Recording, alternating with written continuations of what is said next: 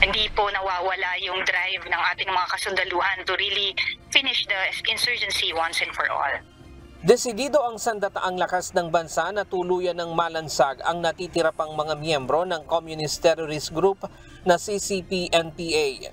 Kaya naman patuloy nilang pinaiigting ang kanilang operasyon laban sa insurhensiya at terorismo sa bansa.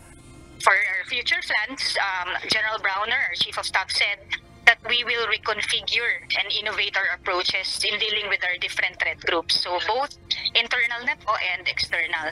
So you also added that the AFP will invoke the whole of nation approach and work towards gaining the support of like-minded nations as well. Nitong nakaraang linggo sa pagitan lamang ng February 21 hanggang 24, 10 miyembro ng rebelding New People's Army ang nasawi. 3 ang napatay sa Escalante Negros Occidental.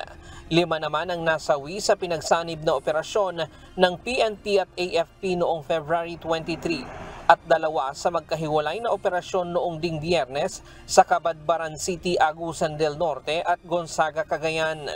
Bukod pa dito ang engkwentro laban sa local terrorist group noong February 18 sa Daula Islamia Maute Group na may pakana sa Mindanao State University bombing.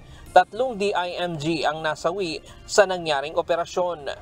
Ayon sa AFP, malaking tulong ang papel na ginagampanan ng komunidad at sibilyan sa hakbang na ito dahil hindi lamang ito laban ng sandataang lakas kundi laban ng buong bansa. So very important yan yung role ng ating civilians sa pagtulong sa ating sa sandatahang lakas, no? So they give us information in terms of the location ng armadong grupo. Malaki din yung ambag nila sa civilian natin in terms of the whole of nation approach na ating pinapatupad, no? Ginagawa ng pamahalaan para matuluyan na nating matuldukan ang insurgency problem natin sa bansa.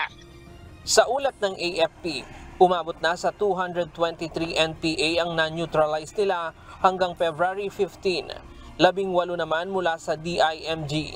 Pero higit na mas marami ang miyembro ng NPA na sumuko sa pamahalaan at nagbalik loob. Panawagan ng sandataang lakas sa natitira pang miyembro ng local terrorist at communist terrorist group na magbalik loob na lamang sa gobyerno at makipagtulungan para makamit ang tunay na kapayapaan at sama-samang harapin ang mga hamon na kinakaharap ng bansa. Ryan Lacanlale, UNTV News and Rescue.